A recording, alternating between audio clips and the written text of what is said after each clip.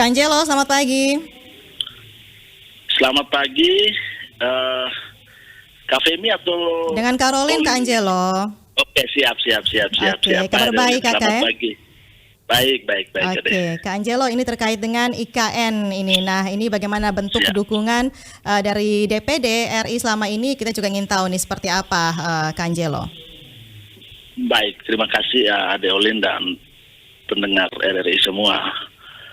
Bahwa yang paling pertama itu secara kelembagaan ya, kelembagaan DPD RI tentu bentuk dukungannya adalah yang paling real dan penting itu adalah terkait dengan pembentukan undang-undang terkait dengan IKN ini sendiri. Karena kalau karena kalau proses pembentukan undang-undang IKN ini tanpa melibatkan DPD, maka undang-undang itu akan cacat formil. Sehingga keterlibatan DPD dalam pembentukan undang-undang ini menjadi salah satu bentuk nyata dukungan real kelembagaan DPD terhadap undang-undang IKN ini. Walaupun ada beberapa catatan yang sempat menjadi catatan kritis dari DPD waktu itu untuk diperhatikan dalam khususnya dalam aturan-aturan turunan dari Undang-Undang Nomor 3 Tahun 2022 tentang Ibu Kota Negara ini. Gitu. Oke, tapi yang terpenting sekarang ini sudah clear begitu ya. Jadi tidak ada persoalan, tinggal nanti kita menunggu ini ya sementara proses juga seperti itu ya untuk IKN ini, Kakak Angelo. Betul. Oke, Kak Angelo, ini kalau boleh tahu ya sebagai putra daerah NTT melihat IKN ini ya pemindahan ibu kota ke Kalimantan ini, apa nih dampaknya menurut Kak Angelo untuk kita Provinsi Nusa Tenggara Timur, dampak positifnya ini? Yang pertama memang kita apresiasi pemindahan ibu kota ini tentu sebagai wujud nyata dari Indonesia sentris yang terus digaungkan oleh pemerintah ya.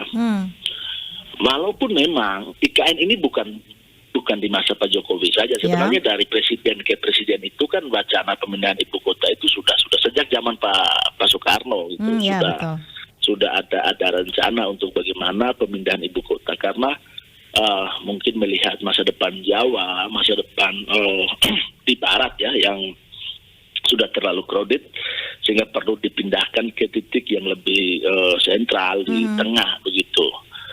Dan tentu dampak untuk semua wilayah bukan hanya Nusa Tenggara Timur, khususnya wilayah timur Indonesia, dampaknya pasti akan sangat terasa dalam artian akses kita menuju ibu kota. Walaupun mungkin saya coba hitung kemarin jarak ya, kalau kita omong jarak mungkin beda-beda tipis jarak dari NTT ke Jakarta dengan NTT ke Nusantara nanti kalau di nama ibu kota itu mungkin jaraknya beda-beda tipis. Cuman dari aspek yang lain multiplier effect dari kehadiran ibu kota negara di Kalimantan itu akan memberikan dampak-dampak yang lain, ekonomi, dampak sosial juga saya pikir terhadap keberadaan daerah-daerah lain khususnya di timur.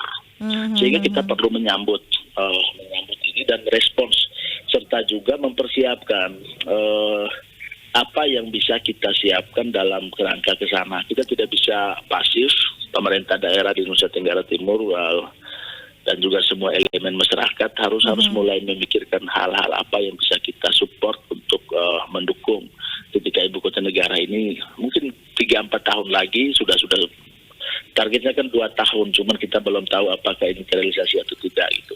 Oke, jadi ini kan Kak Angelo, kalau tadi Kak Angelo bilang bahwa memang ada dampaknya begitu ya, pemulihan ekonomi salah satunya ini. Apalagi kita melihat bahwa NTT ini orang NTT banyak juga ini ya yang merantau ke Kalimantan. Kalau menurut Kak Angelo ini setelah ibu kota negara baru dipindahkan ke Kalimantan, apakah makin banyak lagi nih minatnya orang NTT ini untuk ke Kalimantan begitu, berbondong-bondong seperti itu Kak Angelo?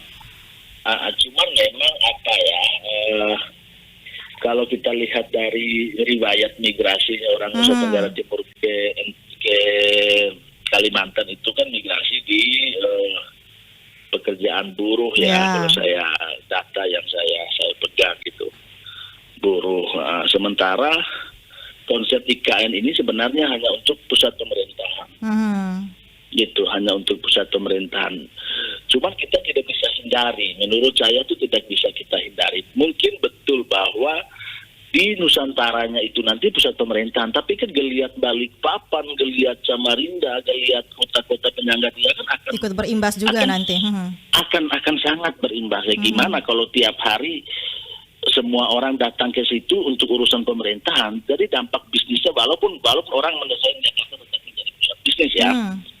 Nah, Jakarta tetap menjadi pusat bisnis, tapi ya daerah-daerah penyangga akan keciprat luar biasa, Balikpapan, Samarinda, mungkin ya Palangkaraya seperti itu. Nah, sehingga orang-orang NTT saya pikir lebih kepada mempersiapkan skill. Jadi untuk menuju ke sana, siapa tahu dengan adanya ibu kota negara baru ini penerimaan terhadap penyerapan tenaga kerja juga ya makin banyak terhadap nanti tenaga ya. kerja khususnya birokrasi di pemerintahan pusat itu jauh lebih fair, jauh lebih terbuka, jauh lebih adil. Mungkin saya pikir saatnya anak-anak itu mempersiapkan diri ke sana. Oke, selain skill Kakak Angelo, selain skill apalagi nih harus dipersiapkan masyarakat NTT untuk mendukung IKN ini? Ya saya pikir selain skill sebenarnya tuh kita perlu memahami dengan hadirnya IKN ini berarti ada cara pandang baru sebenarnya menurut saya, ada cara pandang baru, ada formula baru untuk dunia masa depan di Indonesia ini. Karena akan ada yang berubah, saya pikir perlu juga secara mental kita orang Nusa Tenggara Timur. Jadi nanti trennya tuh ke Kalimantan kita bukan merantau untuk visit, tapi kita merantau untuk mengisi dan menjadi bagian dari abdi negara dalam konteks pemerintahan pusat gitu. Jadi berubah levelnya kan beda nanti ya berarti. Levelnya beda. Jadi para pejabat-pejabat di Nusa Tenggara Timur yang mungkin sekelas sekda di kabupaten ataupun di tingkat provinsi mulai berpikir kalau belum pensiun mungkin berakhirnya bukan hanya di daerah tapi bisa menjadi masuk menjadi eselon berapa ataupun sekretaris dari badan negara kayak gitu.